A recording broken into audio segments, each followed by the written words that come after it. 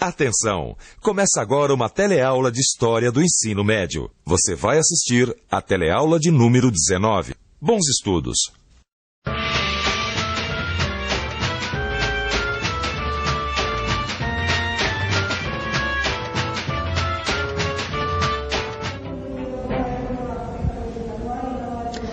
Como você sabe, hoje o catolicismo não é a única religião existente, mas nem sempre foi assim.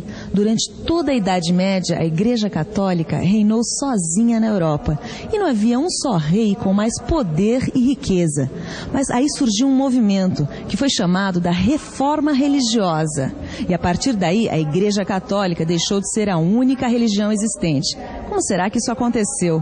Como foi possível enfrentar a supremacia da Igreja Católica? Tudo isso e mais um pouco é que nós vamos ver nesta teleaula, cujo tema será a Reforma Religiosa.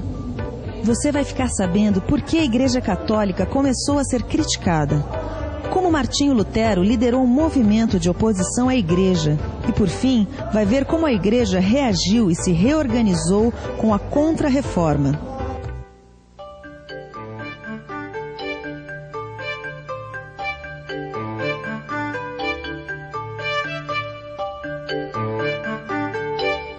Antes da gente começar a falar sobre a reforma religiosa em si, vamos tentar entender o que estava acontecendo na Europa naquele momento.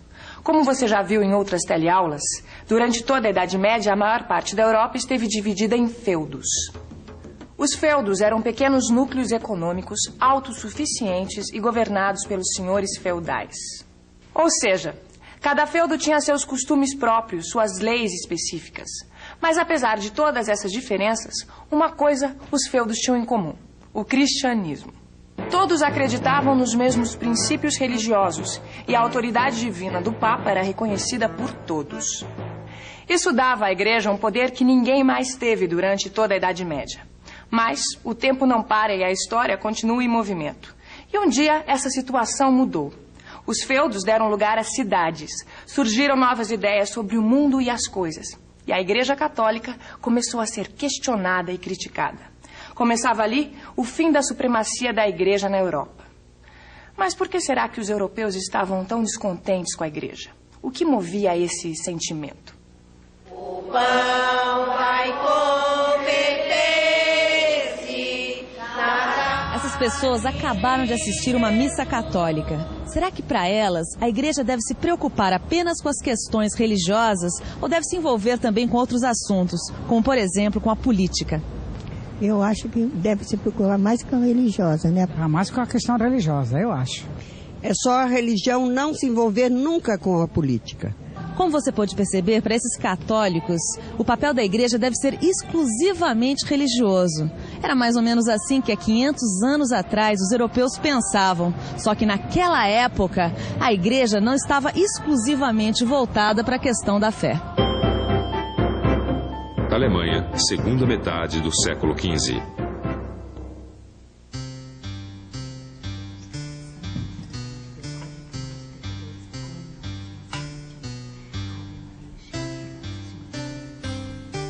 Mas o que tanto reza, mulher? Alguém tem que rezar, não é? Se a gente for ficar esperando pelos papas, Deus que me livre. Os papas?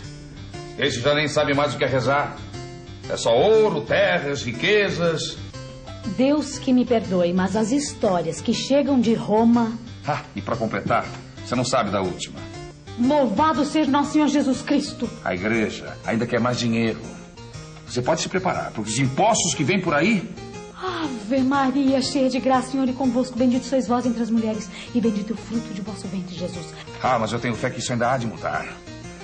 Ainda há de aparecer alguém que vai nos ajudar, que vai pôr um ponto final nesses absurdos da Igreja. O descontentamento com a atuação da Igreja era mesmo geral por toda a Europa. Mas havia um país onde essa insatisfação era ainda maior: a Alemanha. E foi nesse país que surgiu uma das primeiras pessoas que questionou e criticou a Igreja. Seu nome, Martinho Lutero. Lutero foi um monge alemão, um estudioso que conhecia profundamente a Bíblia.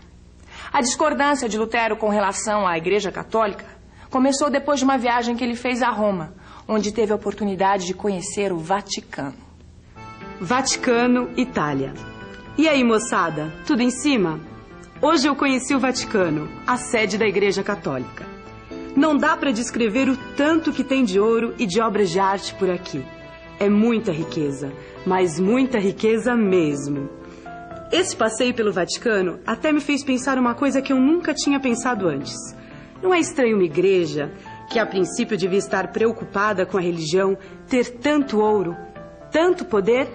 Olha, Vicente, eu vou dizer uma coisa. Se é estranho ou não, eu não sei. Agora, que a beleza do Vaticano é fora de série, isso eu não tenho a menor dúvida. Ah, lógico, mas isso ninguém tem dúvida. Lutero também achou o Vaticano muito bonito. O problema não era esse, Gil. O problema é que o povo europeu nessa época estava passando por muitas dificuldades. Parecia que não estava sensibilizado com esses problemas. E foi justamente por causa do descaso da igreja com a miséria que Martinho Lutero ficou chocado com aquela riqueza que ele viu dentro do Vaticano, entendeu? E aí, o que ele fez? E o Lutero aqui jogou pesado, viu? É? Ele voltou para a Alemanha e começou a defender que a única salvação era a fé. Mas a fé baseada nas Sagradas Escrituras e com um detalhe, sem a intervenção da igreja. Olha só. A igreja, como era de se esperar, não gostou nada das ideias de Lutero. Mas continuava buscando mais riquezas. Em 1517, o Papa Leão X teve uma ideia que realmente chocou muita gente. Leão X propôs a troca das penitências pelos pecados cometidos por pagamentos, chamados indulgências. Traduzindo, em vez de rezar para se penitenciar de seus pecados, os fiéis poderiam pagar para se livrar deles. Essas medidas deixavam cada vez mais claro o caráter comercial das ações da igreja. E é claro que essa ideia foi duramente criticada, principalmente por Martinho Lutero. Alemanha, 1517. Depois da proposta do Papa de comercializar o perdão, Martinho Lutero fixa suas 95 proposições atacando a igreja. Suas ideias são bem aceitas entre os alemães, mas muita gente se opõe. Há desordens e quebra-quebra. 3 anos depois, em 1520, o Papa pede que Lutero se retrate. Lutero queima o comunicado do Papa em praça pública, proclama que a única autoridade são as Sagradas Escrituras e se separa de vez da igreja. 1 ano depois, em 1521, Lutero é condenado pela igreja e se esconde num castelo onde traduz a Bíblia para o alemão moderno. É isso mesmo, esta aqui é uma igreja luterana que nasceu da rebeldia de Martinho Lutero. Vamos entrar e ver o que ela tem de diferente. A primeira coisa que já chama a atenção é a ausência das imagens da Virgem Maria e dos santos católicos. Para Lutero, eles não deveriam mais ser venerados. Em vez dos santos, Lutero propôs a meditação e a leitura das Sagradas Escrituras da Bíblia, que podiam ser interpretadas livremente. E por causa dessa ideia de Lutero, de que a Bíblia podia ser interpretada livremente, é que se tornou possível o surgimento de novas religiões cristãs. Mas Lutero propôs mais inovações. Ele reduziu os sacramentos, fez com que a missa fosse rezada na língua local de cada país e não mais em latim, e defendeu a ideia de que a igreja deveria renunciar a todos os bens materiais, que seriam divididos pelos fiéis. E, além disso, ele propôs o fim do celibato para os pastores. As ideias de Lutero tiveram sucesso imediato na Alemanha, onde a nobreza e o alto clero se apossaram rapidamente das terras da igreja. É claro que os protestantes, nome pelo qual os seguidores de Lutero ficaram conhecidos, encontraram muitas resistências. E a guerra civil foi inevitável, uma guerra que se estendeu por 20 anos. Mas, finalmente, em 1555, os protestantes conseguiram a liberdade de culto. Rompia-se definitivamente a unidade da Igreja de Roma. Mas e o resto da Europa? Será que era só na Alemanha que o movimento dos protestantes crescia? Não, não era não. E em pouco tempo, o movimento reformista alemão se estendeu por praticamente toda a Europa. Principalmente na Suécia, Noruega, Suíça e Inglaterra, onde o movimento protestante realmente ganhou força e conseguiu derrotar a supremacia da Igreja Católica. E por falar em derrotar a supremacia da Igreja Católica, a essa altura do campeonato você deve estar se perguntando: mas e a igreja? Não fez nada?